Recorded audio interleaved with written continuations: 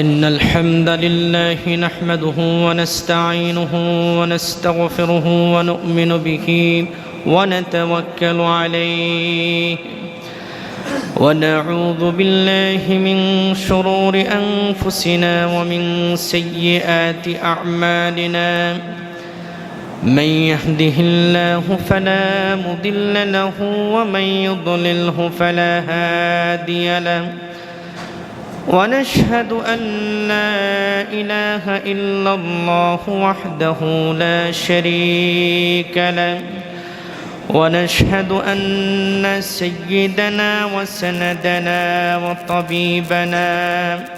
وطبيب قلوبنا وحبيبنا وحبيب ربنا محمدا عبده ورسوله الذي أرسله بالحق بشيرا ونذيرا وداعيا إلى الله بإذنه وسراجا منيرا أما بعد فقد قال الله تعالى في كلامه المجيد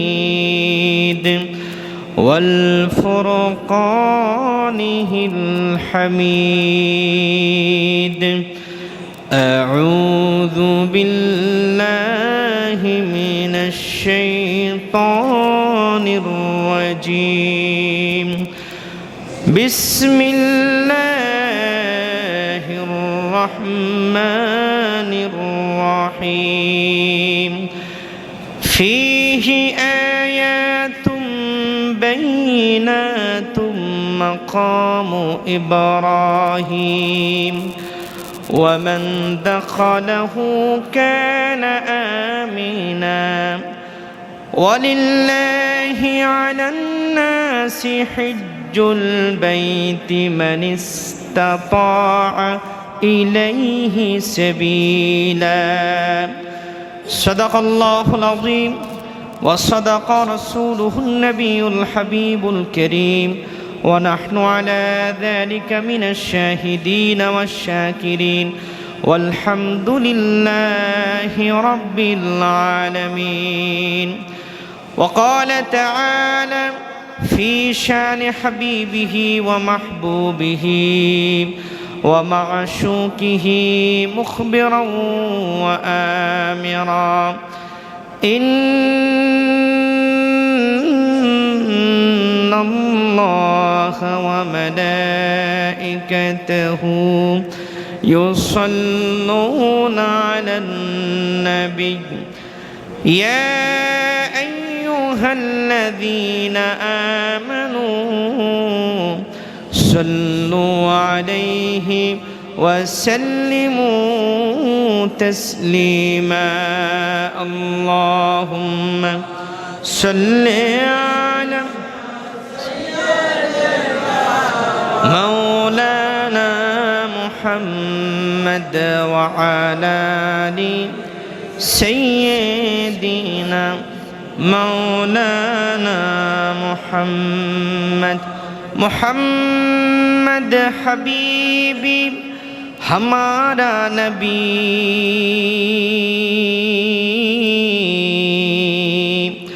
محمد حبیبی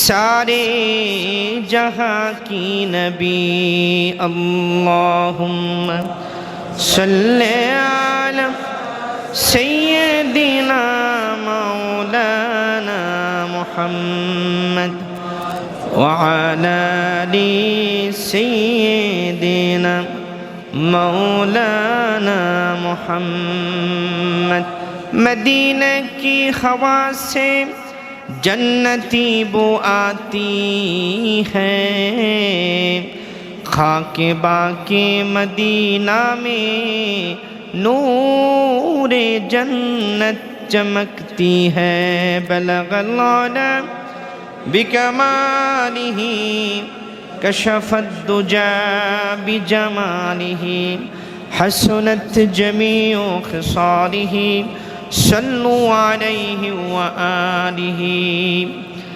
মুআজ্জাজ মুহতারাম উপস্থিত ঐতিহ্যবাহী পদরদিয়া কেন্দ্র জামে মসজিদে সম্মানিত মুসল্লিন কারাম, মুরব্বিয়ান আযম, যুবক ভাইয়েরা, ছোট ছোট মাসুম বাচ্চারা, পর্দার অন্তরালে শ্রবণরত আমার পর্দানিশীল মা ও বোনেরা, সকলকে জানাচ্ছি আন্তরিক মোবারক। সবটুকুন শুকরিয়া কার জন্যে? যে আল্লাহ জাল্লা জালালুহু ওয়া আম্মা নওয়ালুহু আমাদেরকে পবিত্র যুলকাদা মাসের দ্বিতীয় জুমায় আল্লাহর ঘর মসজিদে আসার অবসর তৌফিক দান করলেন।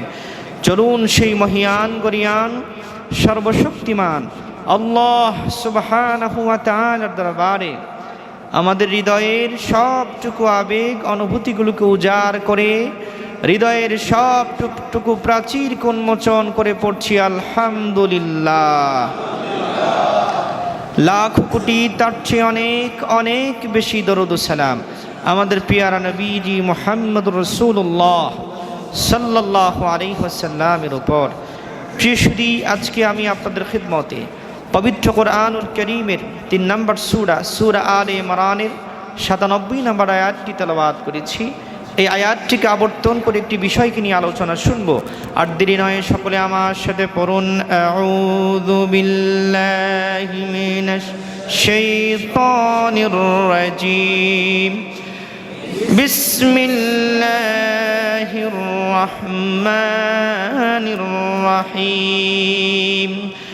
ফীহি আয়াতুম বাইয়িনাতুম মাকামু ইব্রাহিম ومن دخله كان آمنا ولله على الناس حج البيت من استطاع إليه سبيلا صدق الله العظيم وصدق رسوله النبي الحبيب الكريم। আজ থেকে ১,০০০ বছর পূর্বে আল্লাহ সুবহানাহু ওয়া তাআলা তার হাবিব মুহাম্মদুর রাসূলুল্লাহ সাল্লাল্লাহু আলাইহি ওয়াসাল্লামের উপর আয়াত নাজিল করে ঘোষণা দিলেন, ফীহি আয়াতুম বাইয়িনাত, আমি আল্লাহ সুবহানাহু ওয়া তাআলা আপনার জন্মভূমি এই কাবার চত্বরে, কাবার মধ্যে অনেক নিদর্শন রেখেছি। সুবহানাল্লাহ। তার মধ্যে অন্যতম হলো মাকাম ইব্রাহিম, ইব্রাহিম আলাইহিস সালাতু সালামের কদম মোবারক যেই জায়গায় পড়েছে সেই জায়গাটি।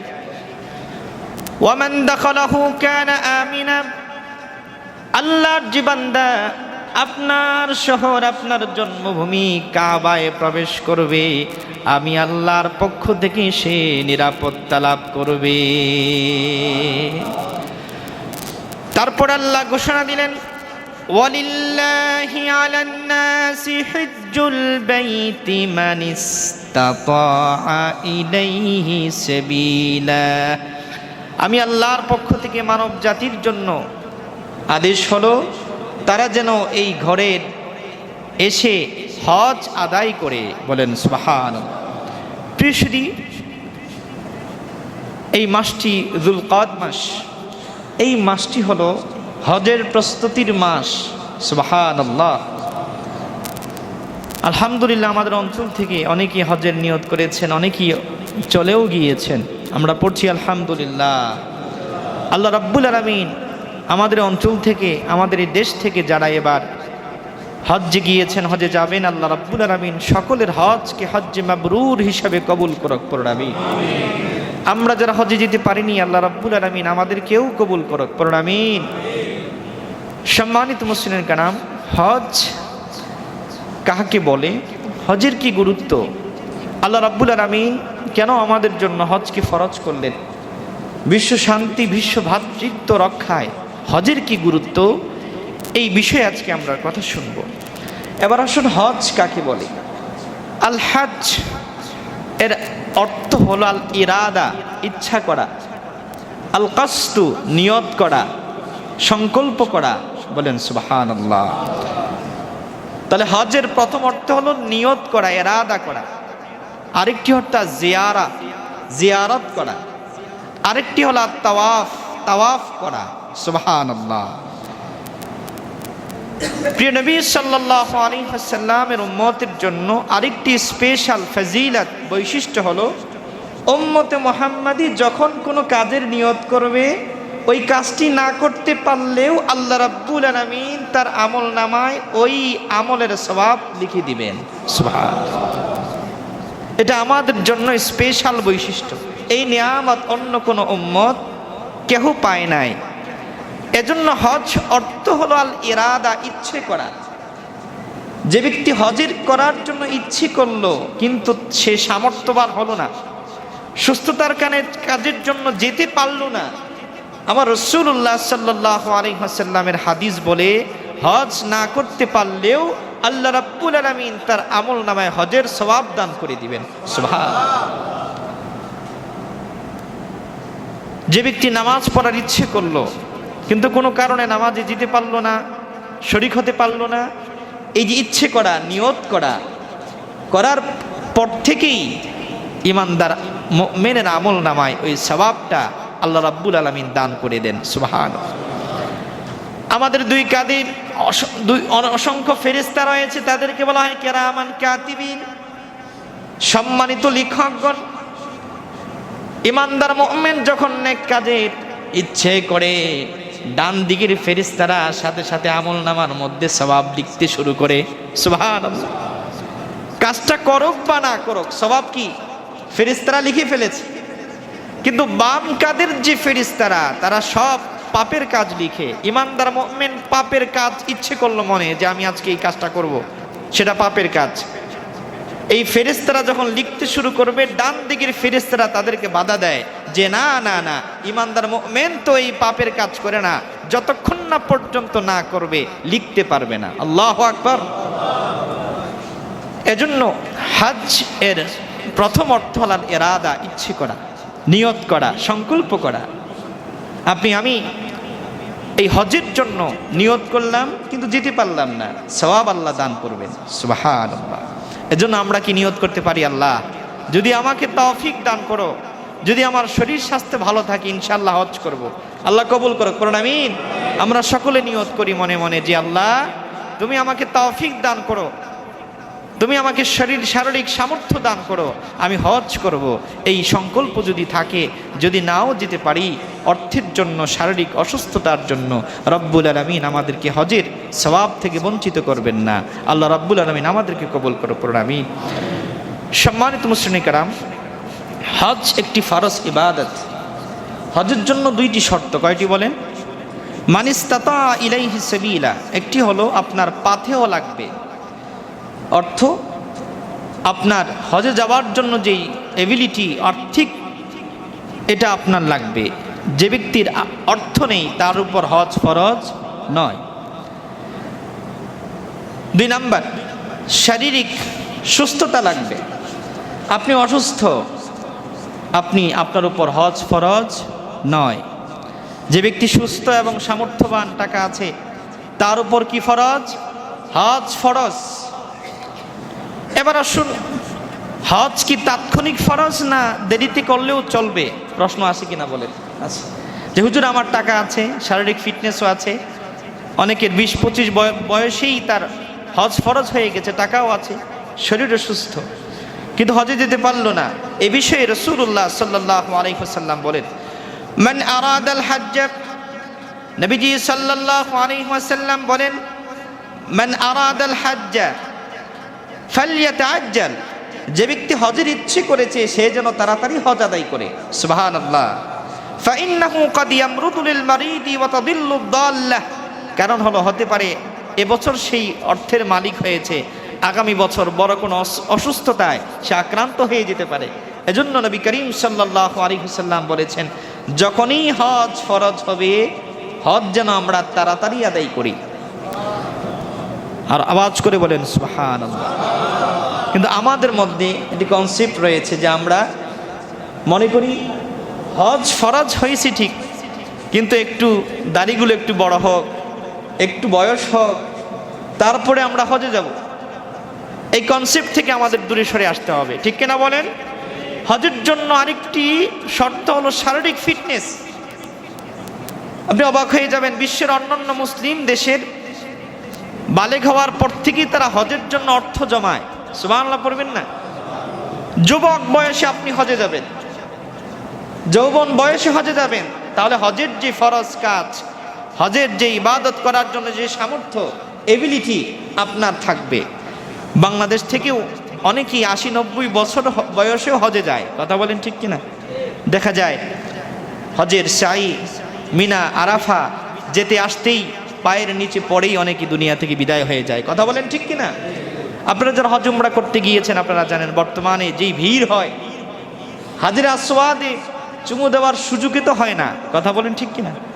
মিশরি আর সুদানি তাদের যে শারীরিক ফিটনেস, তাদের কাছে আমাদের বাঙালি যারা মুরব্বী যায়, যারা গিয়েছেন তারা দেখেছেন, বলেছেন এসে যে হুজুর আমাদের যে শারীরিক ফিটনেস, যারা মুরব্বী বয়সে যায় তারা তো সেখানে যেতে পারবে না, তাওয়াফ করতে অনেক কষ্ট হয়ে যাবে, মিনা, মুজদালিফা, আরাফায় যেতে আসতে কষ্ট হয়ে যাবে।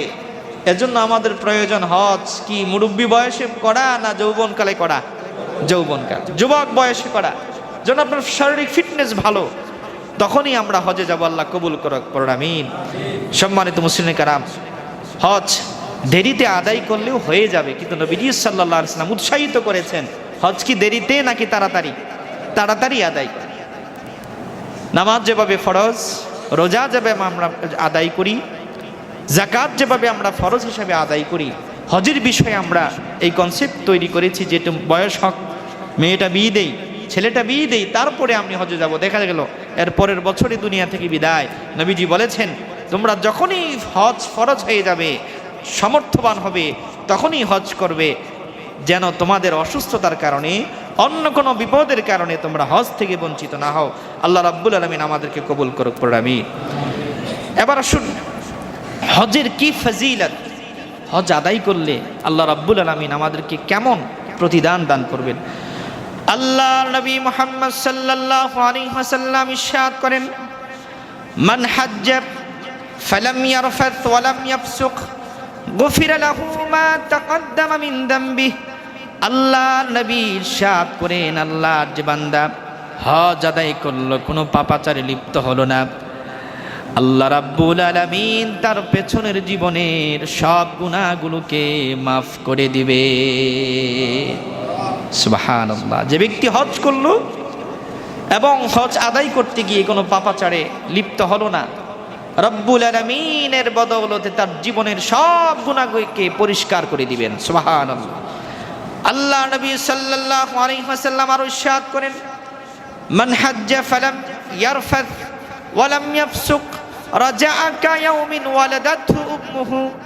আল্লাহ নবী বলেন, আল্লাহর যে বান্দা হজ করলো, কোনো পাপাচারে লিপ্ত হলো না, সঠিকভাবে আল্লাহর জন্য হজ আদায় করলো, আল্লাহ রাব্বুল আলামিন তার ওই বান্দাকে গুনাহ থেকে এমনভাবে পরিত্রাণ দান করবেন যেন তার মা তাকে আজকেই জন্মদান করলো।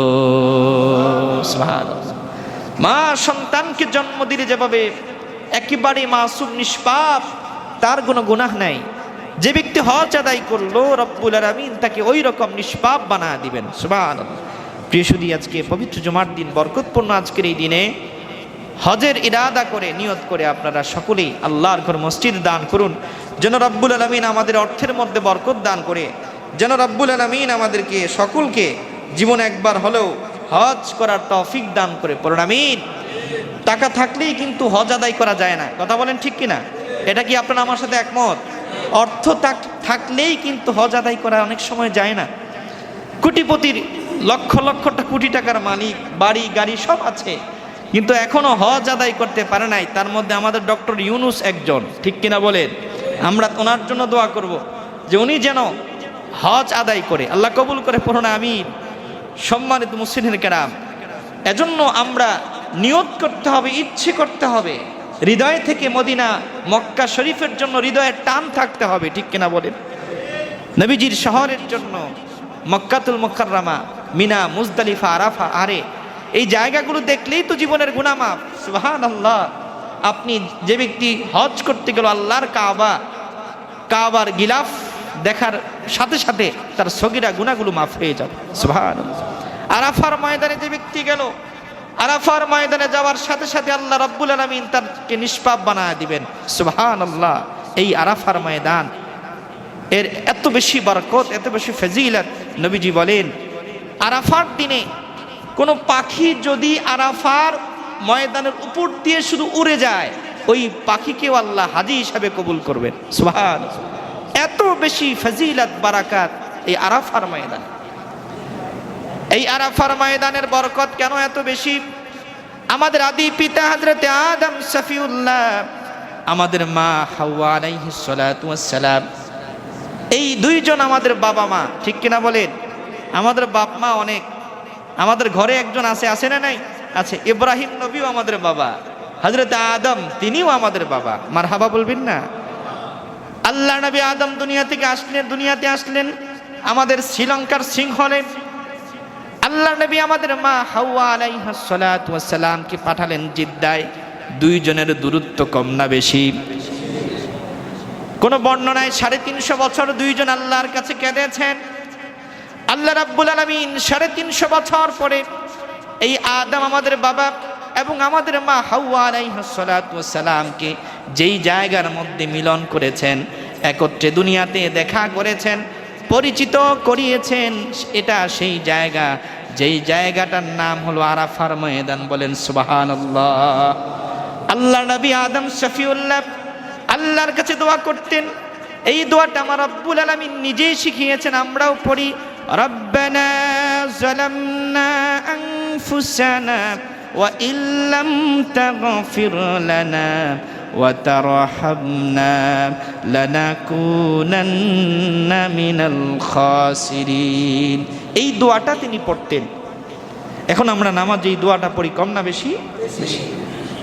আল্লাহর যে বান্দা আরাফার ময়দানে গিয়ে এই দোয়াটা ইখলাসের সাথে পড়বে, আল্লাহ রাব্বুল আলামিন তাকে অবশ্যই মাফ করে দিবেন। সুবহানাল্লাহ।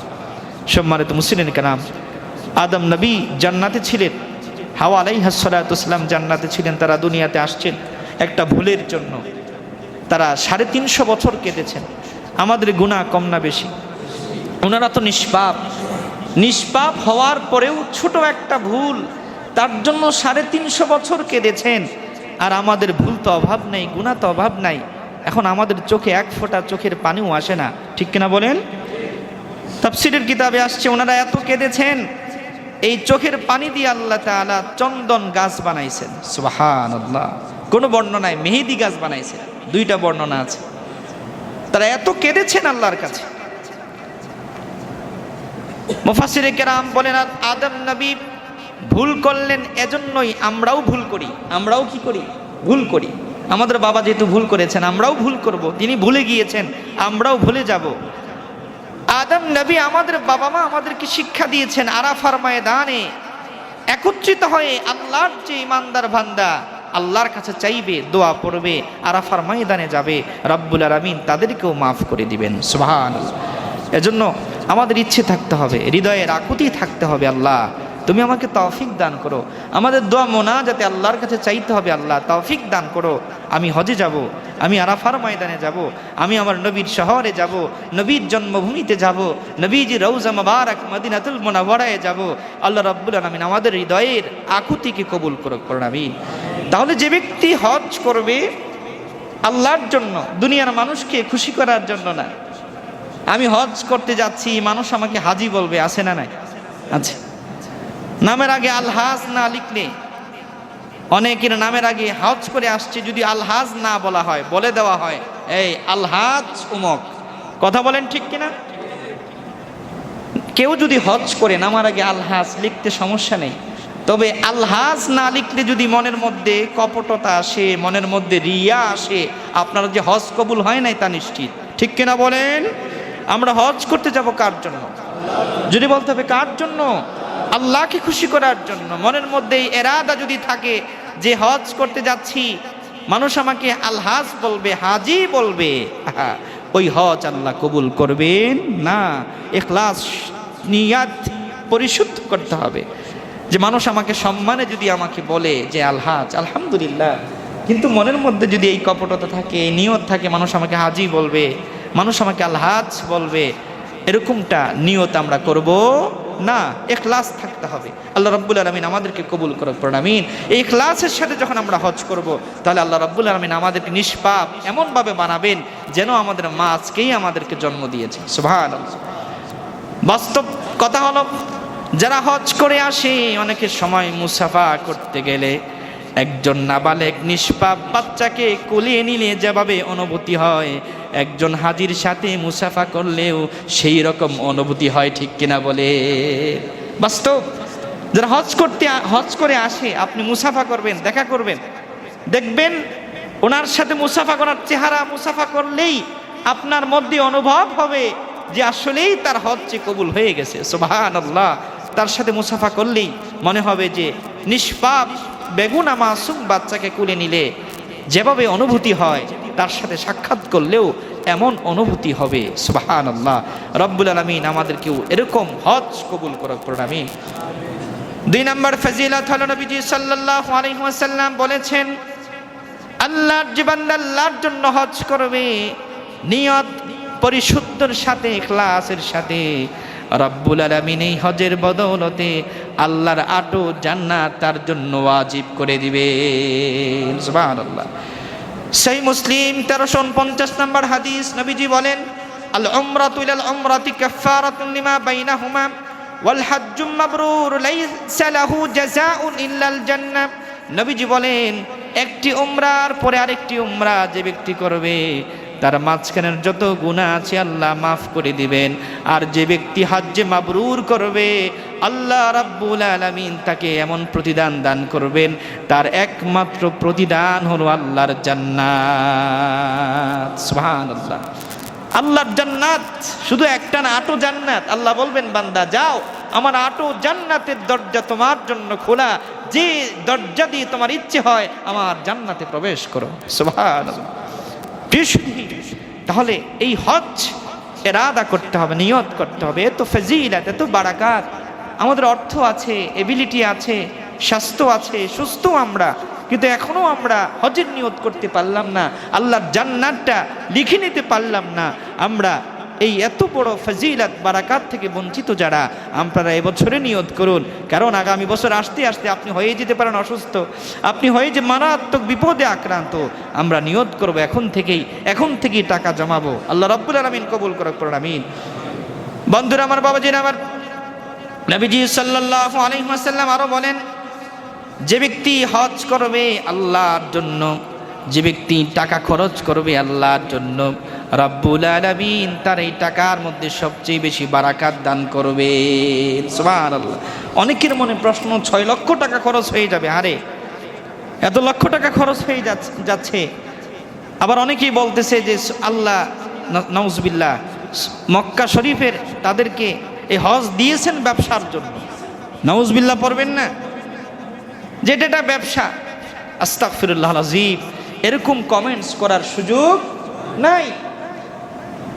যত টাকা খরচ হবে তার মধ্যে আল্লাহ ফজিলত বারাকাত রেখেছেন। আপনারা মনে করেন এই টাকা, আমরা বর্তমানে ধর্ম উপদেষ্টার কাছে, আমিও ছিলাম বাইতুল শরফে, ওনাকে প্রশ্ন করা হয়েছে যে হুজুর, হজের টাকা কি কমানো যায় না? অনেক টাকা, অন্য দেশ থেকে কম টাকা। তখন উনি বর্ণনা দিলেন কিভাবে কোন কোন খাতে টাকাগুলো খরচ হয়। বিমান ভাড়া থেকে শুরু করে মিনা ওইখানে অবস্থান করার ভাড়া, এই ঘরের ভাড়া, সেই ঘরের ভাড়া দিতে গিয়ে তিনি বললেন, আমি যত প্রকার জায়গা দেখেছি, আমি সৌদি আরবের এম্বাসির সাথে কথা বলেছি এবং তিনি সরাসরি গিয়েছেনও সেখানে যেন হজের টাকা কমানো যায়। তারপরে তিনি দেখলেন যে আসলেই বাস্তব পক্ষেই এত টাকা খরচ হয়। এজন্য আমরা যারা হজে যাব, টাকা খরচ হচ্ছে, এর মধ্যে ফজিলত কম না বেশি? আরো জোরে বলেন, কম না বেশি? অনেক বেশি। নবীজি সাল্লাল্লাহু আলাইহি ওয়াসাল্লামকে প্রশ্ন করা হয়েছে, ইয়া রাসূলুল্লাহ আইয়ুল আমালি আফদাল, আল্লাহর কাছে সবচেয়ে প্রিয় আমল কোনটি?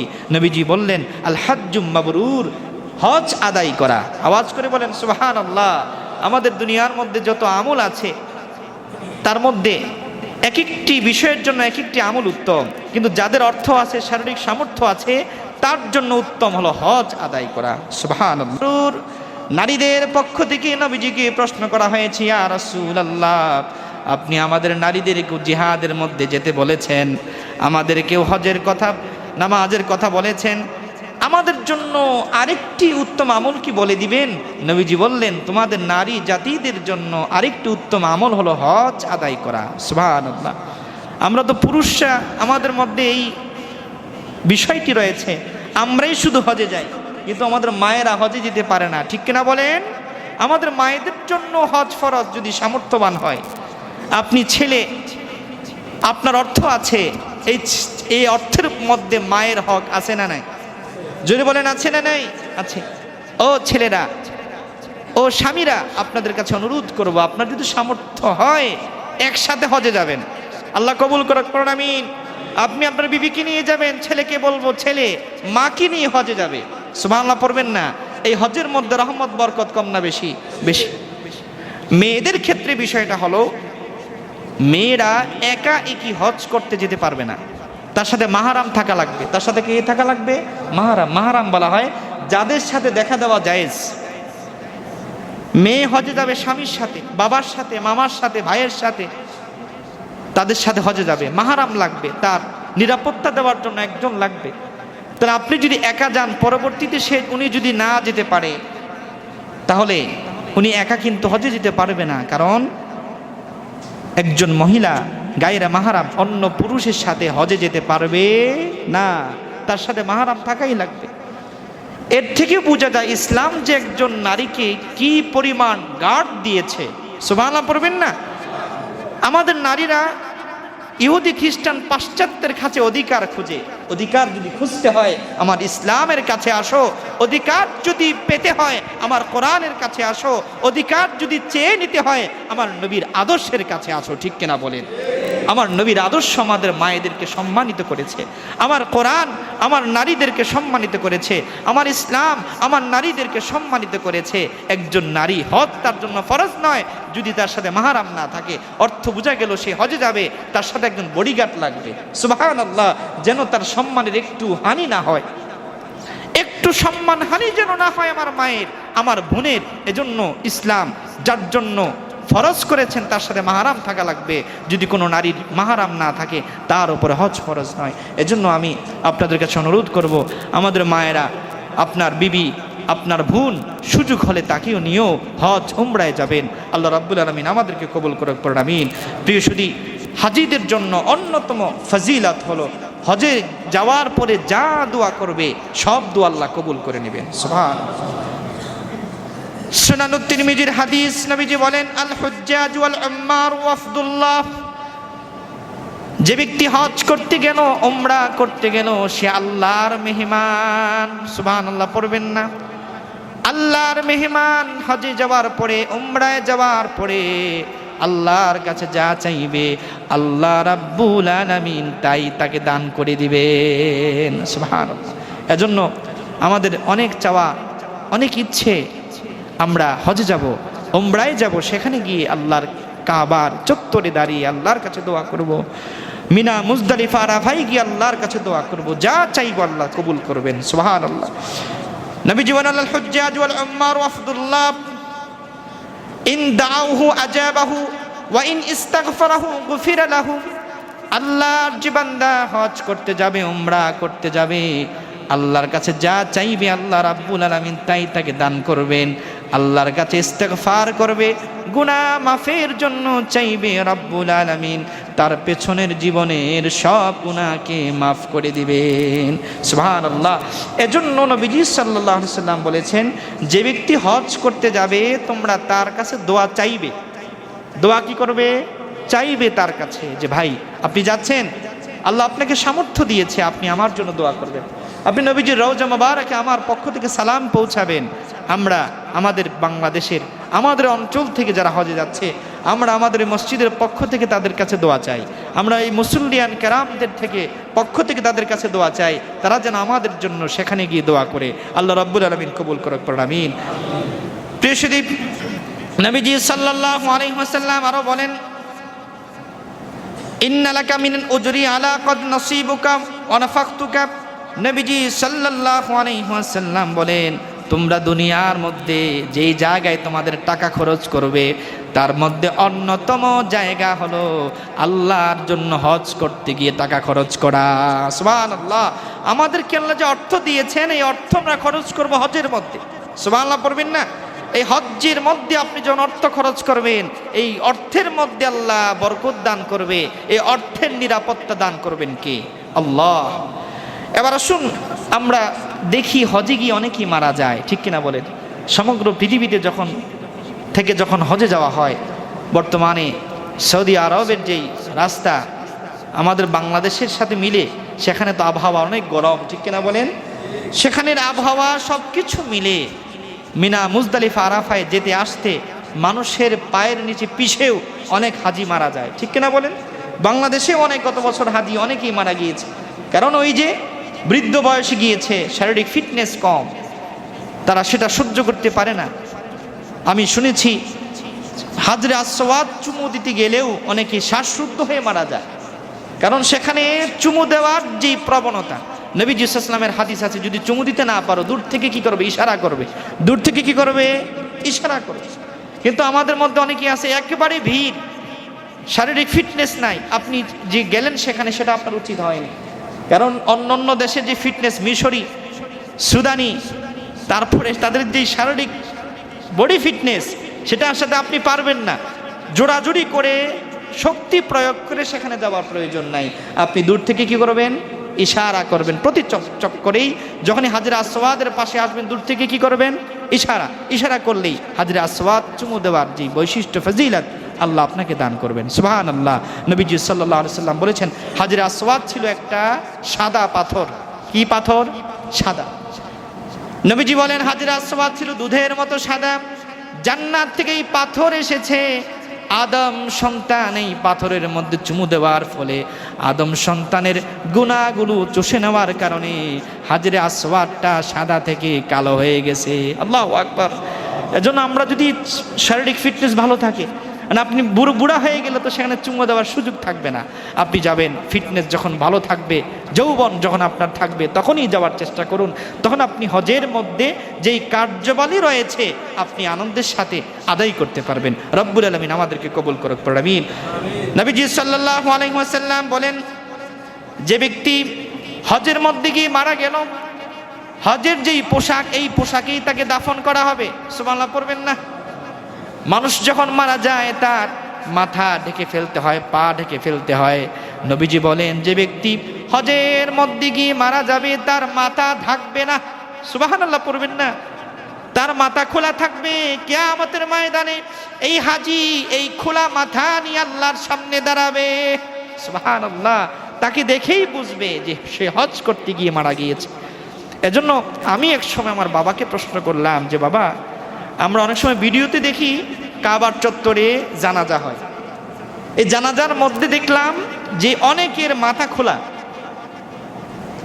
বাবা বললেন, এই হাদিসটা তখন বললেন যে যারা হজে গিয়ে মারা যাবে তার মাথা ঢাকবে না। সুবহানাল্লাহ। সেই খোলা মাথায় আল্লাহর সামনে দাঁড়াবে।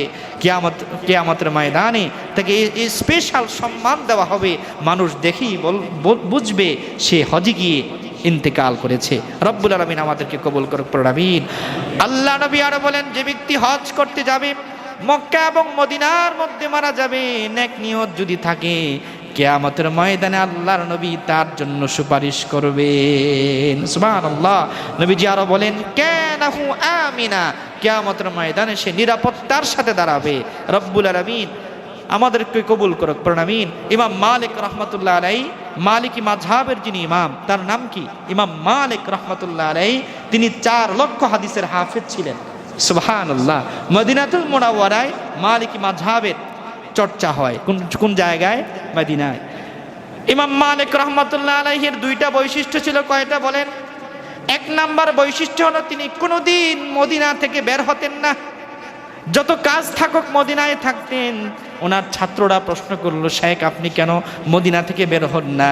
তিনি বলেন, আমি চাই আমার মৃত্যুটা যেন মদিনায় হয়। সুবহানাল্লাহ। জান্নাতুল বাকিতে যেন আমার কবরটা হয়, তার জন্য তিনি কোনোদিন মদিনা থেকে বের হতেন না। বলেন সুবহানাল্লাহ। ইমাম মালিক রাহমাতুল্লাহ আলাইহির কবর মুবারক জান্নাতুল বাকিতে আছে।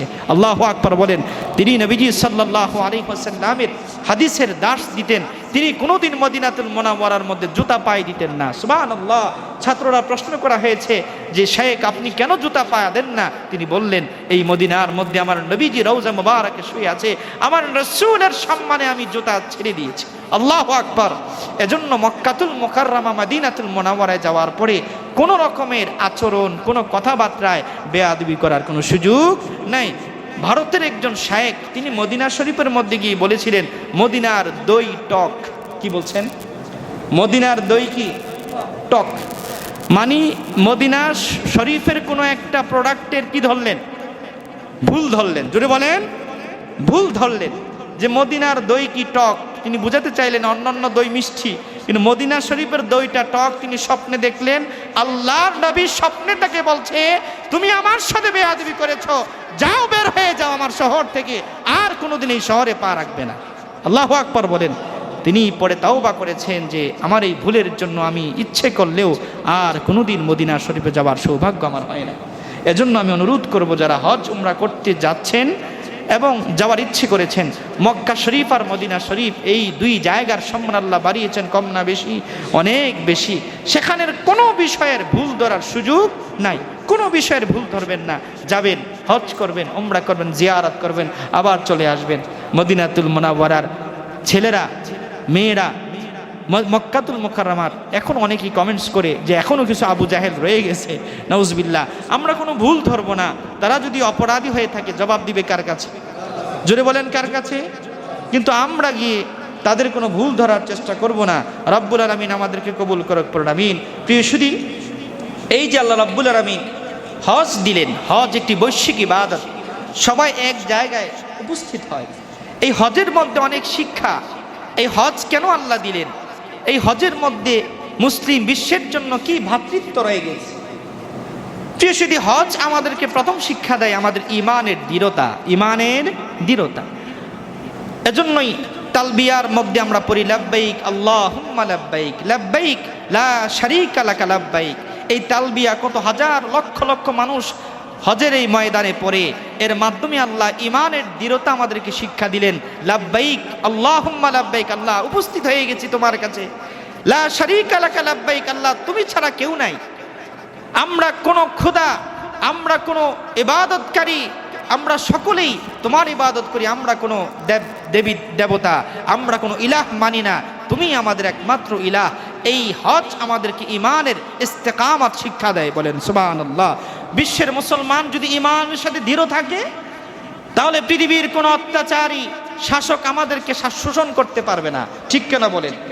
এই বর্তমানে আমরা যে নির্যাতিত হচ্ছি তার অন্যতম কারণ হলো আমাদের ইমানের ইস্তেকামত থেকে আমরা দূরে সরে গেছি। এই হজ আমাদেরকে শিক্ষা দেয় ইমানের ইস্তেকামত। ইমানের সাথে যদি থাকি, দৃঢ়তা যদি থাকে, তাহলে আমাদেরকে কেউ নিষ্পেষণ করতে পারে না। ঠিক কিনা বলেন? এজন্য এই হজ থেকে আমরা শিক্ষা নেব। হাজি যারা গিয়েছেন যাবেন, এই লাব্বাইক আল্লাহুম্মা লাব্বাইক এই অর্থের মধ্যে কি যে ফজিলত রয়েছে শিক্ষা নিতে হবে। তারপরে আমরা বলি লাব্বাইক ইন্নাল হামদা ওয়ান নি'মাতা লাকা ওয়াল মুলক। আল্লাহ সকল প্রশংসা তোমার, সকল নিয়ামত তোমার, সকল রাজত্ব তোমার। সুবহানাল্লাহ। এই রাজত্ব কার? আল্লাহ। এই বৈশ্বিক হজ এক জায়গায় লক্ষ লক্ষ মানুষ উপস্থিত হয়ে এই তাকবীরের ধ্বনি দেয়, লা শারীকা লাকা লাব্বাইক ইন্নাল হামদা ওয়ান নি'মাতা লাকা ওয়াল মুলক। এই পৃথিবীর রাজত্ব কার? আওয়াজ ছেড়ে বলতে হবে কার? আল্লাহর। এই বৈশ্বিক হজ আমাদেরকে শিক্ষা দেয়। ও আমার ইমানদার বান্দার, আল্লাহ পাক বুঝাচ্ছেন যে এই হজে আসছো তোমরা, বিভিন্ন অঞ্চল থেকে, বিভিন্ন দেশ থেকে তোমরা এই সবকটা নিয়ে যাও। মনে রেখো তোমাদের এলাকায় তোমরা নির্যাতিত হতে পারো, পৃথিবীর বিভিন্ন অঞ্চলে অনেকে শাসন করতে পারে, এই রাজত্ব নিয়ে বড়াই করতে পারে। জেনে রাখো এই রাজত্ব একমাত্র কার? রব্বুল আলামিন সূরাতুল মুলকের শুরুতেই বলেন তাবারাকাল্লাযী বিয়াদিহিল মুলকু ওয়া হুয়া আলা কুল্লি শাইইন কাদির। পুরো পবিত্রতা সেই মহান রবের জন্য যার হাতে সকল রাজত্ব। সুবহানাল্লাহ। রাজত্বের বড়াই দেখিয়েছিল নমরুদ। নমরুদকে আল্লাহ নিষ্পেষণ করে দিয়েছিল। রাজত্বের বড়াই দেখিয়েছিল ফেরাউন, ফেরাউনকে আল্লাহ নিষ্পেষণ করেছেন। রাজত্বের বড়াই দেখিয়েছিল কারুন, কারুনকে আল্লাহ ধ্বংস করেছেন। রাজত্বের বড়াই দেখিয়েছিল যারা, তারাই সকলেই বিদায় নিয়েছে। এখনো সেই রাজত্ব আছে কার? আল্লাহর। আল্লাহর হাতে সব রাজত্ব। দুনিয়ার ক্ষমতা সেই কয়েকদিনের, এজন্য ক্ষমতার বড়াই দেখাতে নাই। বাংলাদেশের ইতিহাসেও আমরা দেখেছি ক্ষমতার বড়াই যারা দেখিয়েছে তারা সব বিদায়। ঠিক কিনা বলেন?